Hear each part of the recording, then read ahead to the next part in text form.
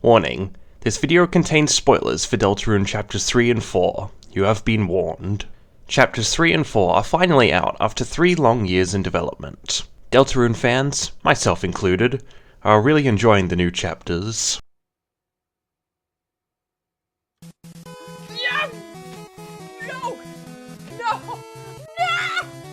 I needed to gather more points? These new chapters have pretty much doubled the amount of content that's in the game, adding new story, new lore, new super bosses, and new bugs.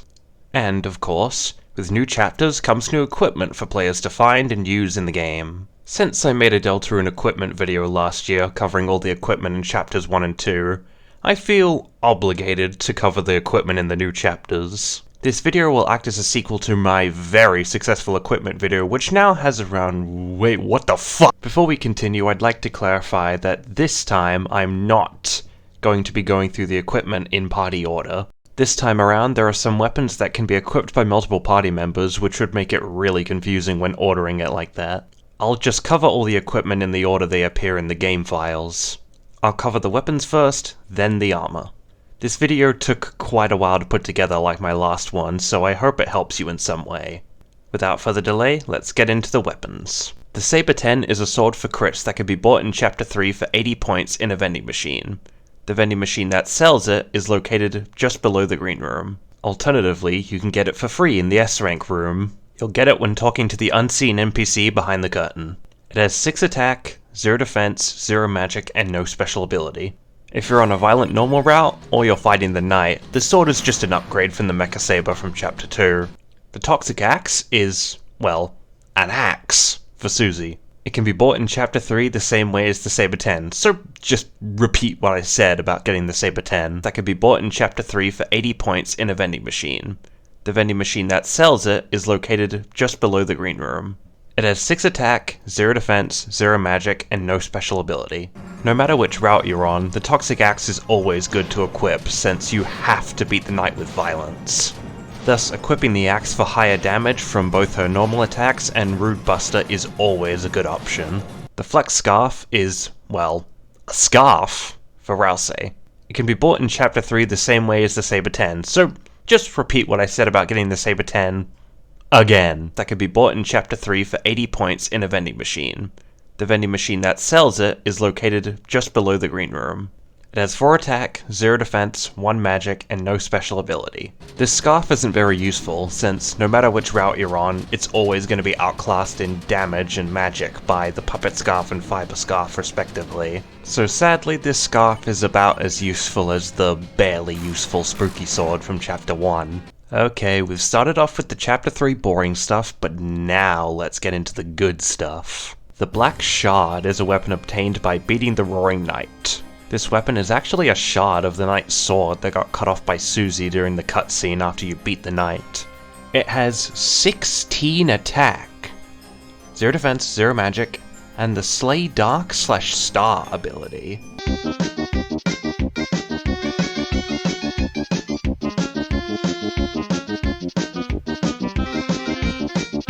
This ability adds colossal damage to enemies that use those elements. Enemies that this ability works on includes the Titan spawn and the Titan itself. I just realized as I was recording for this script, the Black Shard has 16 attack, right? The Thorn Ring has 14 attack. So the Black Shard is stronger than the Thorn Ring. Holy shit. This weapon is very good no matter the route you're doing, since the Titan has to be beaten with violence and cannot be beaten with mercy. The extra damage this thing does against enemies it affects is just absolutely wild as well. This weapon will probably get more useful in future chapters too, since there's probably going to be even more enemies like the Titan we cannot beat with mercy. The shard also has a really cool unique feature. The cyan-colored slash Chris normally does against enemies will be changed to a really cool looking red slash while wielding the Black Shard. There's also one last little feature of this weapon that's very, very interesting. In the game files, we can see that the Black Shard is able to be equipped by both Chris and Noelle. This has a lot of potential lore implications, but I'll save that for when we get to the next weapon in this list. To be completely honest, this is my favorite weapon in the whole game by a large margin. It's such a cool reward for beating the knight. I also just find the concept of this weapon really cool and unique as well. Chris is literally using this tiny shard of the knight's sword like a dagger-like weapon. It's kinda scary knowing that this tiny little piece of that sword gives Chris an insane 16 attack boost. It kinda makes me wonder how powerful the knight's sword would be if we could use it in battle in a future chapter. That's probably not gonna happen, but it's fun to think about.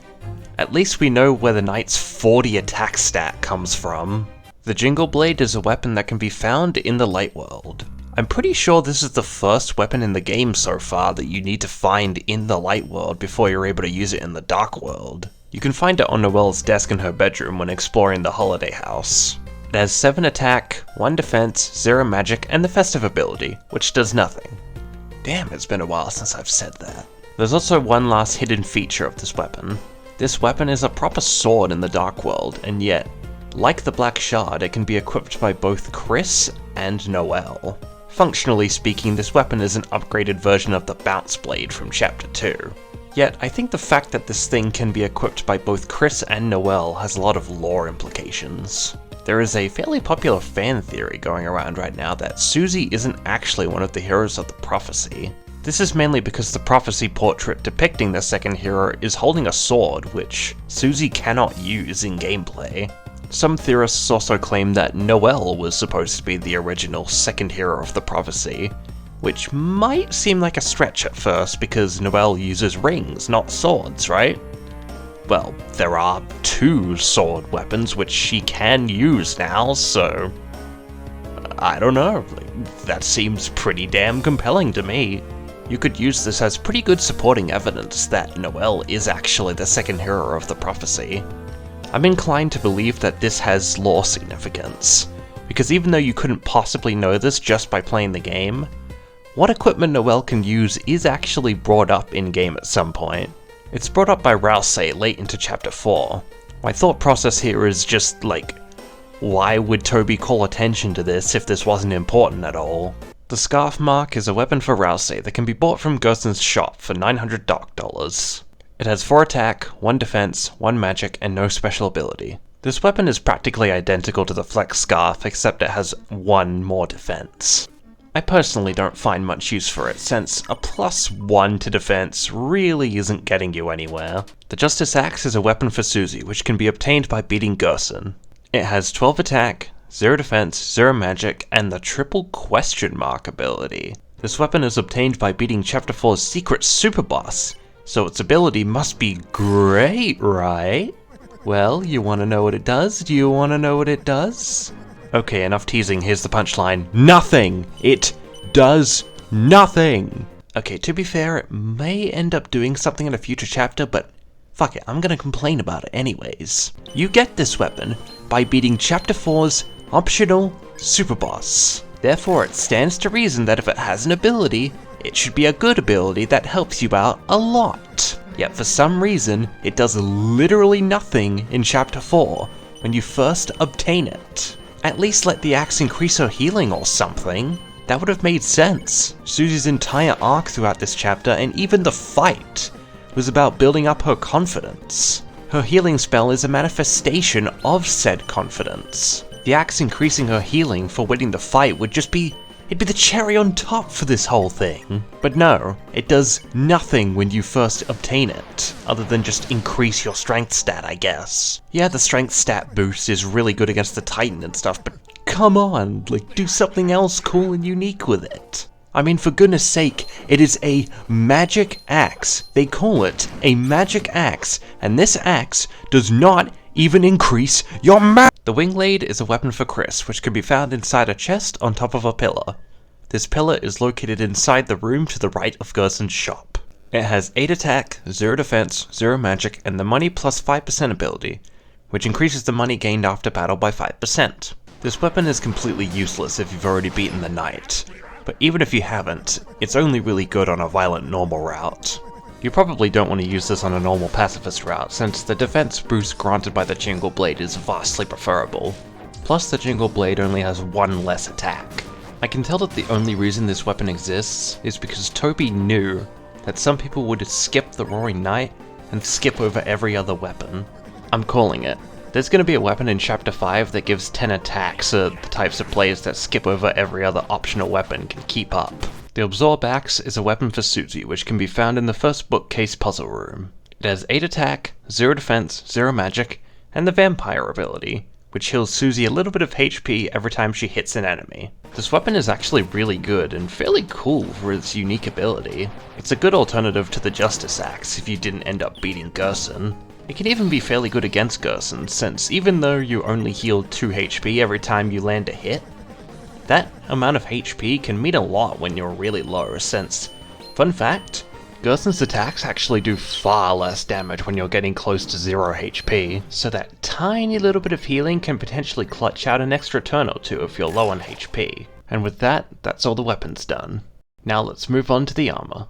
Starting with the only armor piece anyone actually cares about.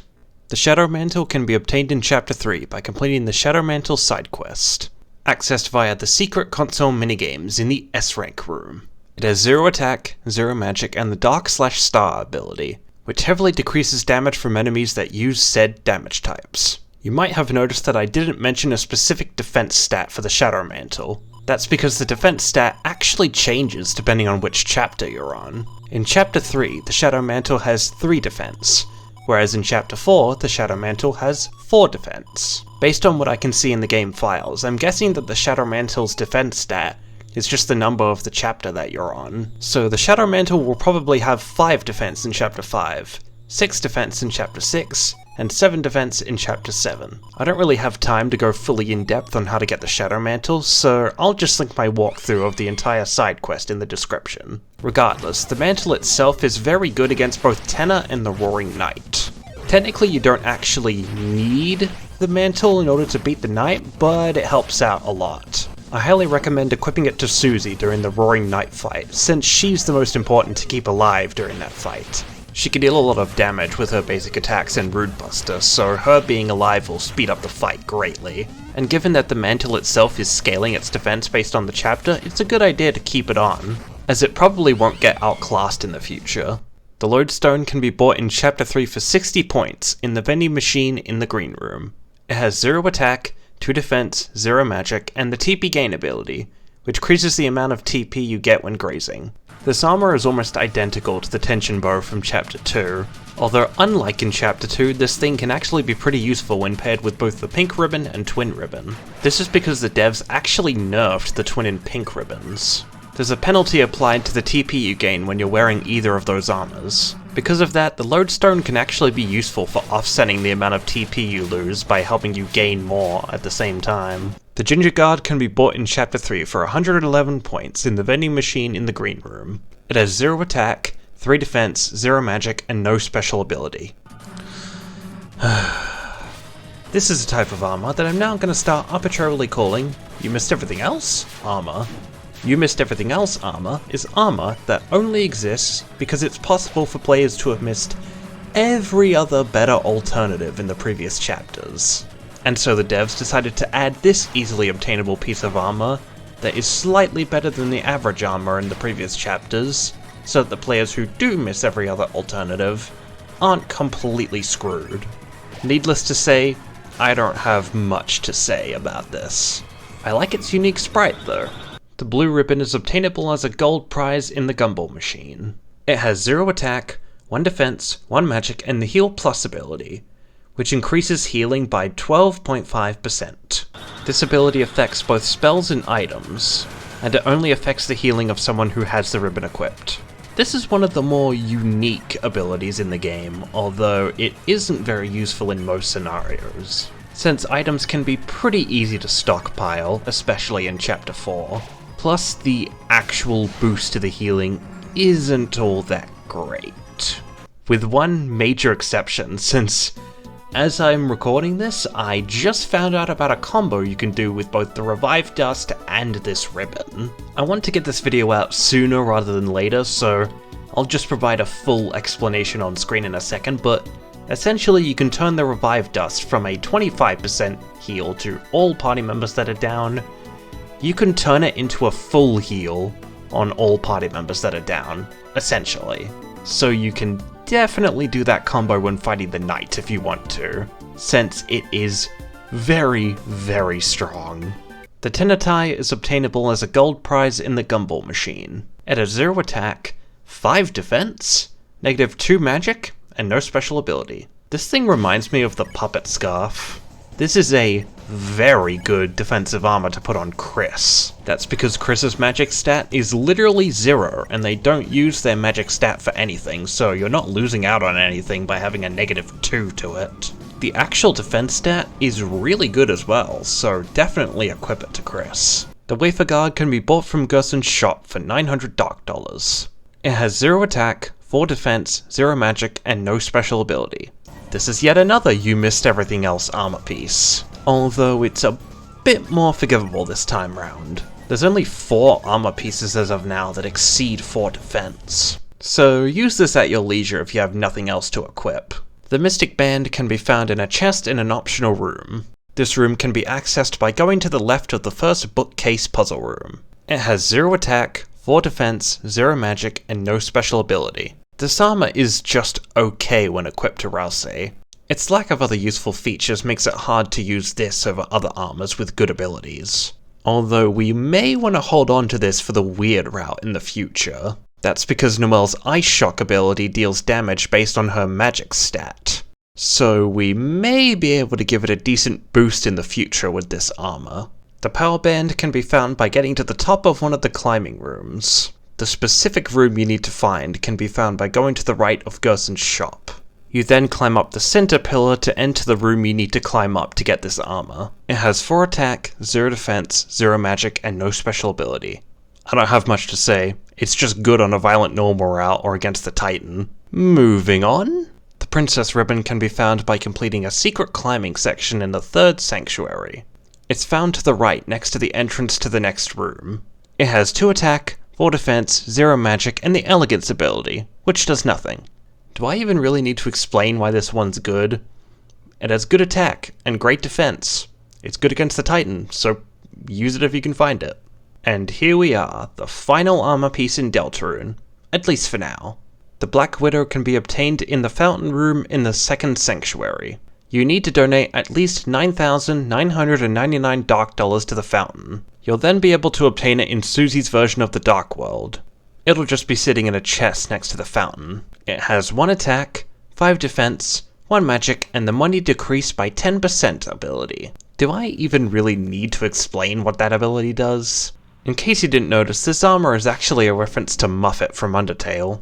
Aside from the cool reference, this armor is just really good in general.